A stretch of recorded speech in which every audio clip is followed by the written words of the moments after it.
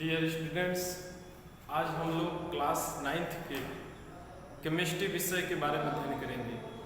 हम लोग class 9th के केमिस्ट्री विषय के पहले चैप्टर के बारे में अध्ययन कर चुके हैं और पहले चैप्टर के जो एनसीईआरटी बुक में क्वेश्चन देता है उस क्वेश्चन को हम लोग सॉल्व करेंगे। देखेंगे कि एनसीईआरटी बुक में बॉक्स बनाकर कुछ महत्वपूर्ण क्वेश्चन देता है, वो क्वेश्चन बहुत ही महत्वपूर्ण होता है।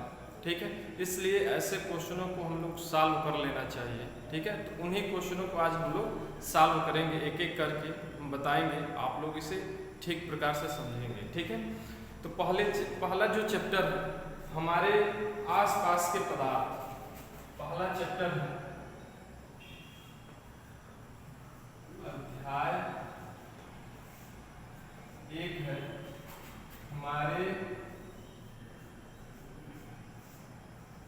आस पास के पदार्थ, हमारे आसपास के पदार्थ हैं। ठीक है, हमारे आसपास के पदार्थ हैं, ये पहला चैप्टर है। ठीक है, इससे संबंधित हम एनसीईआरटी बुक में जो क्वेश्चन देता है उसको सॉल्व कर लें, तब जाकर ये चैप्टर समाप्त हो जाएगा। ठीक है, तो इसमें देखिए पहला क्वेश्चन जो दिया है, पहला क्वेश्चन है निम्नलिखित में कौन से पदार्थ हैं, दिया है निम्नलिखित में कौन से पदार्थ हैं, कुछ उसके नीचे ऑप्शन दिया है। ठीक है, देखिए इसमें वायु है, कुर्सी है, कुर्सी, वायु, इसके अलावा गंध। ठीक है, और दिया घृणा, बादाम, विचार, घृणा, बादाम, विचार। ठीक है, प्रेम। ठीक है, इसके अलावा नींबू, पानी, शीत भी दिया, शीत, नींबू, पानी, चीनी। ठीक है, ये सब दिया है। क्वेश्चन कह रहा है कि निम्नलिखित में कौन सा पदार्थ है, इतने बातें दिया है, इनमें से चूज करना है कि कौन सा पदार्थ है। पहले हम ये जानें कि पदार्थ क्या है, इसके बारे में हम लोग बता चुके हैं आप लोगों को। तो देखेंगे पदार्थ क्या है, तो पदार्थ वे होता है जो क्या करता है, स्थान घेरता है तथा उसकी निश्चित आयतन होती है या द्रव्यमान होता है। ठीक है, जो स्थान घेरता है जिसमें द्रव्यमान निहित होती है उसे हम क्या कहते हैं, पदार्थ कहते हैं। तो इसमें देखेंगे कुर्सी जो है, कुर्सी स्थान घेरता है। अगर कुर्सी को रखा जाए, ठीक है, तो वो कुछ न कुछ स्थान घेरेगा। इसके साथ साथ उसको अगर तौला जाए तो कोई न कोई उसका एक निश्चित द्रव्यमान भी होगा। ठीक है, तो यानी कहने का मतलब है पदार्थ में देखेंगे, ठीक है, कुर्सी, कुर्सी पदार्थ है। ठीक है, कुर्सी पदार्थ है। वायु भी क्या है, पदार्थ है, क्योंकि वायु भी स्थान घेरती है। ठीक है, और गंध पदार्थ नहीं है। ठीक है, गंध पदार्थ नहीं है क्योंकि ये स्थान नहीं घेरती है और इसका कोई द्रव्यमान भी नहीं होता है। घृणा भी जो है ये पदार्थ नहीं है। बादाम पदार्थ है। ठीक है, बादाम पदार्थ है। विचार पदार्थ नहीं है। ठीक है, क्योंकि विचार जो है यह स्थान भी नहीं घेरता है और न ही इसकी निश्चित कोई द्रव्यमान होता है। ठीक है, प्रेम भी पदार्थ नहीं है। ठीक है, शीत ये भी पदार्थ नहीं है। नींबू पदार्थ है। ठीक है, नींबू क्या है, पदार्थ है। ठीक, नींबू हो गया। इसके अलावा पानी भी पदार्थ है, चीनी भी पदार्थ है। ठीक है, पानी, चीनी। ठीक है, ये सभी पदार्थ हैं। शेष इसमें जो हम छोड़ दिए हैं वो पदार्थ नहीं है। तो पदार्थ की पहचान करने के लिए ये क्वेश्चन दिया है कि पदार्थ चैप्टर आप लोग पढ़े भी हैं, उसके डिफिनीशन भी जानते हैं। ठीक है, लेकिन पहचान करने के भी तरीका जानना चाहिए। ठीक है, जिससे हम पहचान सके। ठीक है, तो ये पहला क्वेश्चन है। दूसरा क्वेश्चन देखेंगे, दूसरा क्या है,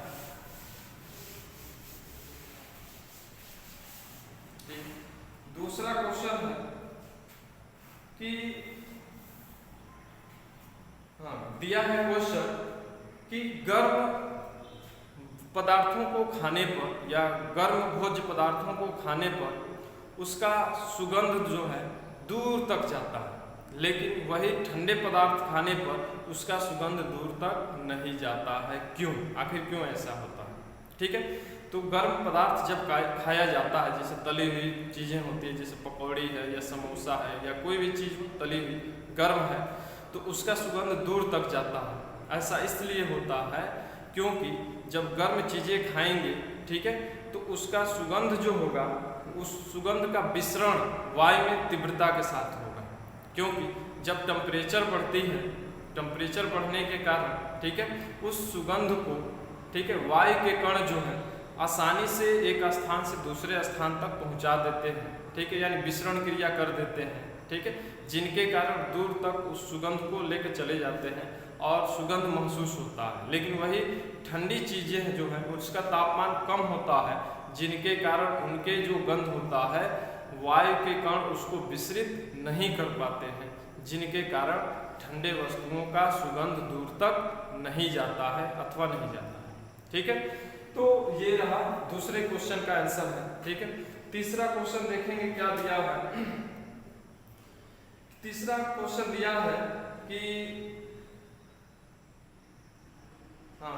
किसी स्विमिंग पूल में गोताखोर जो होता है पानी काट पाता है, इससे पदार्थ का कौन सा गुण प्रेक्षित होता है। ठीक है, यानी स्विमिंग पूल में, ठीक है, जो गोताखोर होता है वो आसानी से क्या कर लेता है, जल को काट लेता है। ठीक है, ठीक है, इसमें पदार्थ के कौन से गुण प्रेक्षित होते हैं, तो देखेंगे कि जो जल है, जल के अणुओं के मध्य आकर्षण बल जो होता है ठोस के तुलना में कम होता है और गैस के तुलना में अधिक होता है, जिसके कारण गोताखोर जो होता है और गोताखोर आसानी से जल के अणुओं को काट देता है और आसानी से उसमें तैरता है। ठीक है, तो इसका आंसर ये हुआ। अगला है, अगला क्वेश्चन दिया है, इसमें दिया है वायु, चीनी, चिमनी का धुआं, शहद, जल, चाक, रुई और लोहा। ठीक है, इनको बढ़ते हुए घनत्व के रूप में व्यवस्थित करना है। ठीक है, क्या क्या दिया है इसमें देखेंगे। वायु दिया है, वायु, ठीक है, चिमनी का धुआं,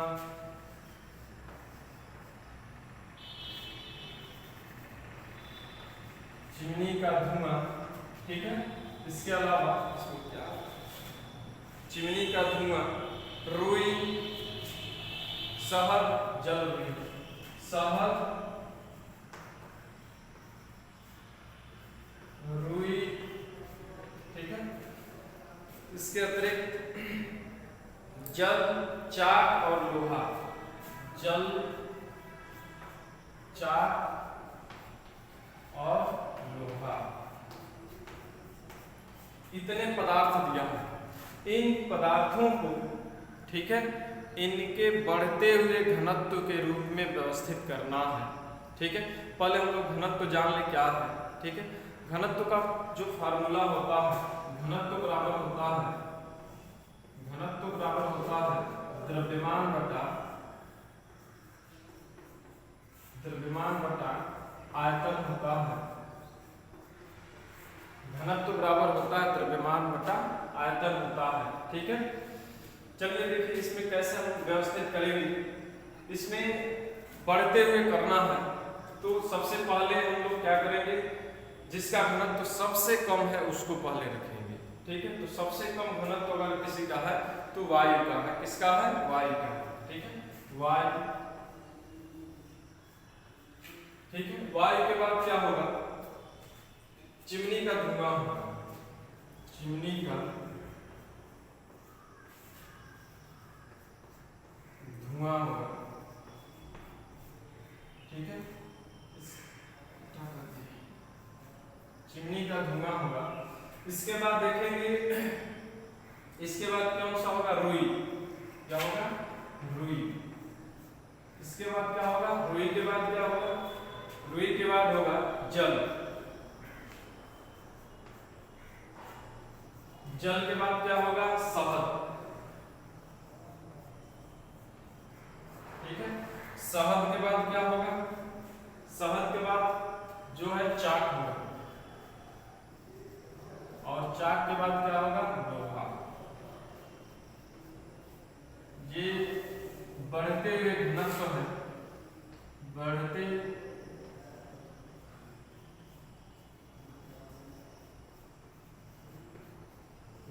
हुए घनत्व है। ठीक है, देखेंगे ये बढ़ते हुए घनत्व के क्रम में पदार्थों को व्यवस्थित किए हैं। यहाँ देखेंगे वायु का घनत्व सबसे कम है और सबसे ज्यादा घनत्व किसका है? लोहा का है। ठीक है, तो ये बढ़ते हुए घनत्व के रूप में व्यवस्थित किया गया है। और क्वेश्चन यही पूछ रहा है कि किस प्रकार व्यवस्थित करेंगे। जो भी ये पदार्थ दिया है इनके बढ़ते हुए घनत्व के क्रम में व्यवस्थित करना है। ठीक है, अगला क्वेश्चन देखेंगे।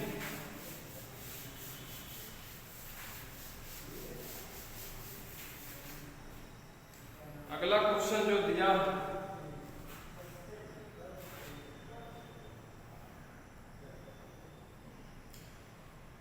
अगला क्वेश्चन दिया है कि गैस पूरी तरह उस बर्तन को भर देती है जिसमें इसे रखते हैं। अगर गैस को किसी पात्र में रखा जाए या किसी बर्तन में रखा जाए तो गैस उस बर्तन को पूरी तरह से भर देती है। ठीक है, क्यों? ठीक है, तो गैस जो होता है, गैस के अणु जो होते हैं, अणुओं के मध्य आकर्षण बल कम होता है। ठीक है, आकर्षण बल अणुओं के कम होने के कारण इसके साथ साथ इनमें गतिज ऊर्जा अधिक पाई जाती है। ठीक है, और गतिज ऊर्जा अधिक पाए जाने के कारण इनके अणु जो है बड़ी तीव्रता के साथ गति करते हैं, जिनके कारण जिस पात्र में रखे जाते हैं उस पात्र में गैस के अणु सभी दिशाओं में गति करने लगते हैं, जिनके कारण वो बर्तन को पूरी तरह से क्या करते हैं? भर देते हैं। ठीक है, तो यही कारण है। अगला क्वेश्चन दिया है कि गैस बर्तन की दीवारों पर दाब डालती है। गैस जो है, गैस बर्तन की दीवारों पर क्या करती है? दाब डालती है। अगर किसी सिलेंडर में या किसी पात्र में गैस भरते हैं तो गैस जो है उस बर्तन के दीवार पर दाब डालती है। क्यों डालती है? तो गैस के अणु, अभी मैं बताया हूँ, गैस के अणुओं में गतिज ऊर्जा अधिक होती है। गतिज ऊर्जा अधिक होने के कारण तीव्रता के साथ गति करते हैं और उस बर्तन के दीवार को क्या करते हैं? दाब डालते हैं। ठीक है, तो गतिज ऊर्जा अधिक होने के कारण ही वो दाब डालते हैं। ठीक है, तो ये अगला है, हवा में हम आसानी से अपना हाथ चला सकते हैं, लेकिन एक ठोस लकड़ी के टुकड़े में हाथ चलाने के लिए हमें कराटे में दक्ष होना पड़ेगा। हवा में अगर हम हाथ चलाएं तो आसानी से क्या कर सकते हैं? हाथ चला सकते हैं, लेकिन वही लकड़ी पर अगर हाथ चलाना हो तो उसके लिए ऐसे व्यक्ति की आवश्यकता पड़ती है जो कराटे में क्या हो? दक्ष हो, तभी जाकर उस पर हाथ चला सकता है। सामान्य व्यक्ति उस लकड़ी पर हाथ नहीं चला सकता है। क्यों? ऐसा क्यों होता है? तो ऐसा इसलिए होता है कि वायु जो है एक प्रकार का गैस है। ठीक है, और इनके अणु जो होते हैं दूर दूर होते हैं। ठीक है, इनके मध्य इंटरमॉलिक्यूलर स्पेस अधिक पाया जाता है। ठीक है, जिनके कारण वो आसानी से वायु में हाथ चला सकते हैं, लेकिन वही ठोस उनके अणु पास पास होते हैं। ठीक है, पास पास होने के कारण चूंकि अणुओं के मध्य आकर्षण बल ठोस में अधिक होता है वायु की तुलना में। ठीक है, जिनके कारण पास पास होने के कारण उस पे हाथ चलाना सामान्य व्यक्ति के द्वारा संभव नहीं है। ठीक है, किसी कराटे के द्वारा ही उस पर अधिक बल लगाकर अगर चलाए तो हाथ चलाया जा सकता है। ठीक है, अगला दिया है, इसमें क्वेश्चन देखेंगे। सामान्यतः ठोस पदार्थों की अपेक्षा द्रवों का घनत्व कम होता है। ठीक है, ऐसा देखा गया है कि जो भी ठोस पदार्थ होते हैं, ठोस पदार्थों का घनत्व द्रव पदार्थों के घनत्व से अधिक होता है। ठीक है, लेकिन वही बर्फ जो होता है, बर्फ का घनत्व क्या होता है? बर्फ जो है जल में डालने पर वो तैरने लगता है, जबकि बर्फ क्या है, ठोस है। ठीक है, एक बार और इस क्वेश्चन को रिवाइज कर रहा हूँ। दिया है सामान्यतः ठोस पदार्थों की अपेक्षा द्रवों का घनत्व तो कम होता है, लेकिन आपने बर्फ के टुकड़ों को जल में तैरते हुए देखा होगा। ऐसा क्यों होता है? बर्फ के टुकड़े जो हैं भाई वो भी ठोस हैं, तो वो क्यों तैर रहा है? जबकि ठोस का घनत्व अधिक होता है और द्रव का घनत्व कम होता है, तो जल में बर्फ को क्या हो जाना चाहिए, नियमानुसार डूब जाना चाहिए, लेकिन ऐसा नहीं होता है। जल के ऊपर बर्फ क्या होता है, तैरता रहता है। क्यों? आखिर क्यों ऐसा होता है? तो ऐसा इसलिए होता है कि जब किसी भी जल को, ठीक है, जल को जब ठंडा किया जाता है, जल को जब ठंडा किया जाता है तो किसमें बदल जाता है, बर्फ में बदल जाता है। ठीक है, बर्फ में बदल जाता है। जब जल को ठंडा करेंगे बर्फ में बदल जाता है तो इसका आयतन तो बढ़ जाता है, लेकिन घनत्व तो कम हो जाता है। बर्फ का आयतन तो बढ़ जाता है, लेकिन घनत्व तो क्या होता है, कम हो जाता है। बर्फ के जो अणु होते हैं, अणुओं के मध्य दूरी बढ़ जाती है। अणुओं के मध्य दूरी क्या होती है, बढ़ जाती है, और दूरी बढ़ने के कारण ही इनका घनत्व क्या होता है, बर्फ का कम हो जाता है, जल से भी कम हो जाता है। ठीक है, जिनके कारण जल में डालने पर वो जल में क्या होने लगते हैं, तैरने लगते हैं। तो ऐसा इसी कारण होता है। ठीक है, अगला देखेंगे। अगला क्वेश्चन दिया है, हाँ, निम्न तापमान को सेल्सियस में बदलिए। निम्न तापमान को सेल्सियस में बदलना। देखिए कुछ यहाँ पे तापमान दिया है, जैसे 300 केल्विन पहला दिया है, दूसरा ऑप्शन दिया है 573, पहला ये होगा, दूसरा है 573 केल्विन।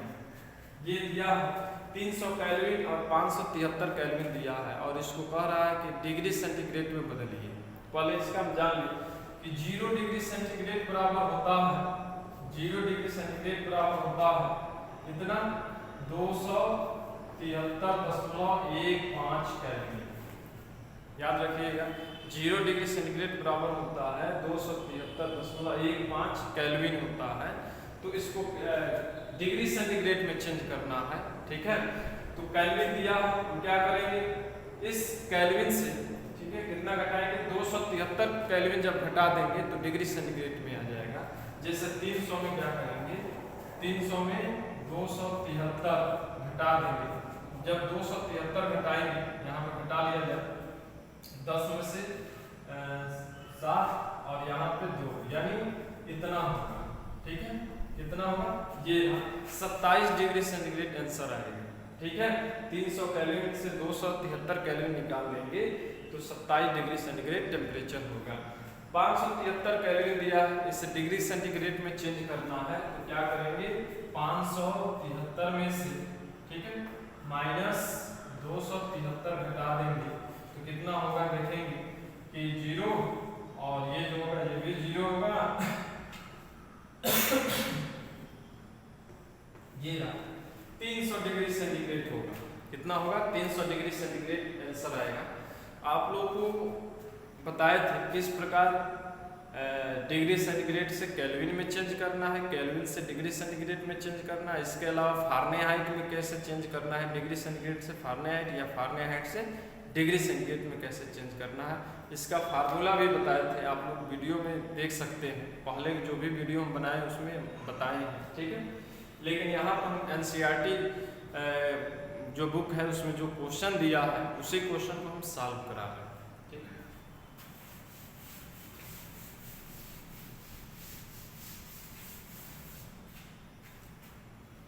अगला क्वेश्चन दिया है कि निम्नलिखित तापमान पर जल की भौतिक अवस्था क्या होगी। दिया है, कुछ तापमान दिया है और पूछा है कि इस ताप पर जो भी जल है उसकी भौतिक अवस्थाएं कैसी होगी। ठीक है, दिया है, पहला दिया है 25 डिग्री सेंटीग्रेड, ठीक है, दूसरा दिया है 100 डिग्री सेंटीग्रेड, और तीसरा दिया है 0 डिग्री सेंटीग्रेड, 0 डिग्री सेंटीग्रेड। ये 3 तापमान दिया है और पूछा है कि इन तीनों तापमान पर जल की भौतिक अवस्था किस प्रकार होगी। तो देखें 25 डिग्री सेंटीग्रेड पर जो है जल टेम्परेचर मिलने पर जल ही अवस्था में होगी, लेकिन थोड़ी सी वाष्पन क्रिया होगी। ठीक है, 25 डिग्री सेंटीग्रेड तापमान पर बहुत ही कम वाष्पन क्रिया होगी, लेकिन जल जो होगा वो जल अवस्था में ही होगा। ठीक है, यानी उसी अवस्था में होगा, इसमें कोई विशेष परिवर्तन नहीं होगा। लेकिन 100 डिग्री सेंटीग्रेड पर जब जल को रखा जाता है तो जल जो है उबलने लगता है। ठीक है, खौलने लगता है जल। ठीक है, और वाष्पन की क्रिया तीव्र हो जाती है। वाष्पन की क्रिया तीव्र हो जाती है। तो 2 अवस्थाएं होता है, एक जो होता है वाष्प होगा और जल, इन दोनों अवस्थाओं में पाया जाएगा। इसमें जल अवस्था में होगा। ठीक है, जल अवस्था में होगा, इसमें वाष्प अवस्था और जल अवस्था दोनों अवस्थाओं में पाया जाएगा 100 डिग्री सेंटीग्रेड पर। और उसमें जो होगा देखेंगे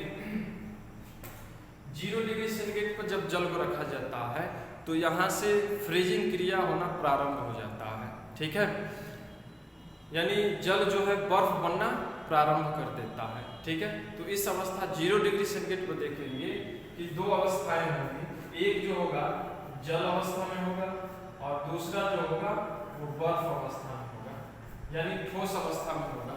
बर्फ अवस्था में भी होगा, ठोस अवस्था में भी होगा और जल अवस्था में भी होगा, यानी दोनों अवस्थाएं होंगी 0 डिग्री सेंटीग्रेड पर। 100 डिग्री सेंटीग्रेड पर 2 अवस्थाएं, वाष्प अवस्था और जल अवस्था, लेकिन 25 डिग्री सेंटीग्रेड पर जल अवस्था में ही होंगी। तो ये रहा इसका आंसर। अगला क्वेश्चन दिया है कि किसी भी पदार्थ की अवस्था परिवर्तन के दौरान तापमान स्थिर क्यों रहता है। किसी भी पदार्थ की अवस्था परिवर्तन के दौरान तापमान स्थिर क्यों रहता है, ये क्वेश्चन किया है। ठीक है, कि कोई पदार्थ है, जब किसी पदार्थ को तापमान बढ़ाया जाता है, ठीक है, तो अवस्था परिवर्तन क्रिया होती है और उस अवस्था परिवर्तन में जो तापमान होता है वो स्थिर रहता है। क्यों, ऐसा क्यों होता है? तो ये भी आप लोग को हम बताए हैं कि जब किसी द्रव पदार्थ को गर्म किया जाता है तो द्रव पदार्थ जो है द्रव पदार्थ गर्म होने लगता है, उनके अणु जो होते हैं ऊष्मा पाकर तुरंत ही वाष्प में बदल जाते हैं, वाष्प अवस्था में आ जाते हैं। ठीक है, और जो ही वाष्प के रूप में बदलते हैं, द्रव से वाष्प में बदलते हैं, वो उस ऊष्मा को लेकर बाहर निकल जाते हैं, जिनके कारण जल का अथवा द्रव पदार्थ का तापमान क्या होता है, कम हो जाता है, घट जाता है। ठीक है, जैसे मान लीजिए ये जल है, ये जल है, इसको हम हीट कर रहे हैं, इसको हीट कर रहे हैं।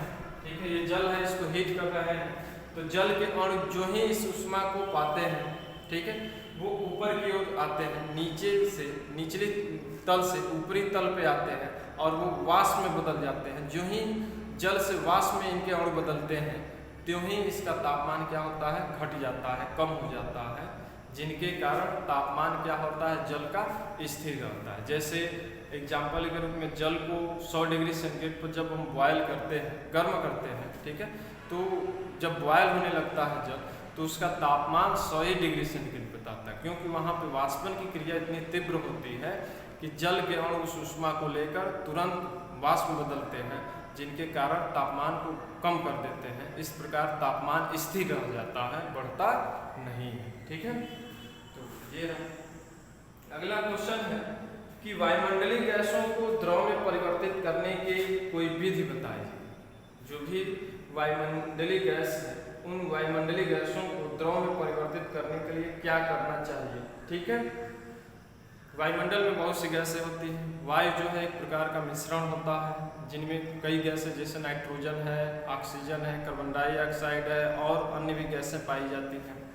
अगर इन गैसों को, ठीक है, क्या किया जाए, इन गैसों को कह रहा है कि गैसों को द्रव में परिवर्तित करना है, तो इसके लिए क्या करें। तो देखिए, जब गैस या वायु को या गैसों को जब परिवर्तित करना है, ठीक है। तो इसके लिए उसको कम तापमान पर रखेंगे, तापमान कम कर देंगे और दाब बढ़ा देंगे। जब तापमान कम करेंगे यानी टेम्परेचर जो है कम कर देंगे और प्रेशर जो है क्या कर देंगे, बढ़ा देंगे। तापमान घटा देंगे और प्रेशर बढ़ा देंगे तो वायु की गैसें जो है संपीड़ित हो जाती हैं, जिनके कारण वो गैस से द्रव में परिवर्तित हो जाती है। गैस से किसमें परिवर्तित हो जाती है, गैस से किसमें, द्रव में परिवर्तित हो जाती है। ठीक है, यानी टेम्परेचर जो है घटा देंगे और प्रेशर जो है क्या करेंगे, बढ़ा देंगे तो संपीड़न की क्रिया हो जाएगी, जिसके कारण गैस किसमें बदल जाएगा, द्रव में बदल जाएगा। ठीक है, तो ये रहा। अगला क्वेश्चन दिया है कि गर्मियों में घड़े का जल ठंडा क्यों हो जाता है। गर्मियों में दिया है कि गर्मियों में जो घड़े का जल होता है वो ठंडा क्यों हो जाता है, क्या कारण है कि गर्मियों में घड़े का जो जल होता है वो ठंडा हो जाता है। ठीक है, तो ये भी इसका बताए हैं आप लोग, लेकिन यहाँ पे देख लीजिए, मान लीजिए ये घड़ा है, ठीक है, ये घड़ा, इसमें हम जल भर दिए, इसमें जल भर दिए इस घड़े में, तो घड़े की आंतरिक सतह पर देखेंगे, आंतरिक सतह मतलब अंदर की सतह पर, घड़े की आंतरिक सतह पर बहुत बारीक सूक्ष्म छिद्र पाए जाते हैं। जल के अणु जो है इस छिद्र में प्रवेश कर जाते हैं। ठीक है, चूंकि बाहर का तापमान जो होता है, बाहर का तापमान जो होता है अधिक होता है, और तापमान अधिक होने के कारण जल के अणु जो छिद्र में प्रवेश किए हैं उनके वाष्पन क्रिया हो जाता है। ताप तुरंत पाते ही वो वाष्प में परिवर्तित हो जाते हैं और फिर छिद्र से होते हुए बाहर की ओर निकल जाते हैं, जिनके कारण जल का तापमान क्या होता है, कम हो जाता है। ठीक है, और जल ठंडा हो जाता है। ठीक है, तो ये है इसका आंसर। अगला क्वेश्चन दिया है, अगला क्वेश्चन क्या है, अगला क्वेश्चन है कि एसीटोन या पेट्रोल या इत्र को हथेलियों पर रखने पर ठंडा क्यों महसूस होता है। इत्र है या पेट्रोल होता है, ठीक है, एसीटोन होता है, अगर हथेलियों पर रखा जाता है तो ठंडा अनुभव क्यों होता है। ऐसा इसलिए होता है कि जब पेट्रोल को या एसीटोन को हाथ पर रखा जाता है तो उसमें वाष्पन क्रिया होती है। वाष्पन होने के लिए ये हमारे हाथ की हथेलियों से ऊष्मा लेता है, ऊष्मा ग्रहण करता है, और ऊष्मा जब ग्रहण करेगा तो फिर जहाँ से ऊष्मा लेगा उतने भाग ठंडा महसूस होता है, उतना क्षेत्र क्या होता है, ठंडा महसूस होता है। ठीक है, ऐसा इसलिए होता है। अगला है कि कप की अपेक्षा अगर कप की अपेक्षा प्लेट में चाय पीने पर, ठीक है, जल्दी ठंडा हो जाता है। ठीक है, या मुंह नहीं जलता है, क्यों, ऐसा क्यों। तो देखेंगे कि जो प्लेट होता है, प्लेट, ये प्लेट है, एक सेकेंड, ये प्लेट है, ठीक है, और ये कप है, ठीक है। तो प्लेट जो होता है, प्लेट का क्षेत्रफल अधिक होता है, सतही क्षेत्रफल अधिक होता है, जबकि कप का सतही क्षेत्रफल कम होता है। तो कप में रखा चाय बहुत धीरे धीरे ठंडा होता है, क्योंकि वाष्पन क्रिया भी क्या होगी, कम होगी, क्योंकि क्षेत्रफल बढ़ाने से जितना अधिक क्षेत्रफल बढ़ाया जाए वाष्पन क्रिया उतनी ही अधिक होगी। ठीक है, तो क्षेत्रफल इसमें कम है, सतही क्षेत्रफल कप में, इसलिए इसमें चाय धीरे धीरे ठंडा होगा, लंबे समय तक गर्म रहेगा। जबकि प्लेट में अगर चाय रखा जाए तो इसकी सतही क्षेत्रफल जो है अधिक होता है, जो जल्दी ही क्या है, उसमें वाष्पन क्रिया हो जाएगी और चाय जल्दी ही ठंडा हो जाएगा। यही कारण है कि प्लेट में चाय पीने से मुंह नहीं जलता है, जबकि कप में पीने से मुंह जलता है। ठीक है, हाँ, गर्मियों में हमें किस तरह के कपड़े पहनना चाहिए। ठीक है, गर्मियों में हमें किस प्रकार के कपड़े पहनना चाहिए, गर्मियों में हमें किस तरह के कपड़े पहनने चाहिए। तो गर्मियों में हमें सूती वस्त्र पहनना चाहिए। ऐसा इसलिए होता है कि सूती वस्त्र जो है ऊष्मा का कुचालक होता है। क्या होता है? ऊष्मा का कुचालक होता है, जिनके कारण क्या होता है कि यह ऊष्मा को पूरे बॉडी में संचरित नहीं करता है, और जो भी बॉडी में पसीना होता है उसको शीघ्रता से अवशोषित कर देता है और वाष्पन क्रिया भी शीघ्रता से कर देता है। ठीक है, इस प्रकार गर्मी में हमें सूती वस्त्र पहनना चाहिए। ठीक है, तो ये रहा एनसीईआरटी क्वेश्चन के बुकों में जो क्वेश्चन देता है उसके क्वेश्चन के आंसर बताए हैं। ठीक है, फिर अभी कुछ और आंसर बचा हुआ है। ठीक है, अगला वीडियो फिर बनाकर उसमें सेंड कर देंगे, आप लोग घर पे पढ़िए। ठीक है, जितना भी टाइम मिले टाइम दीजिए पढ़ने के लिए। ठीक है।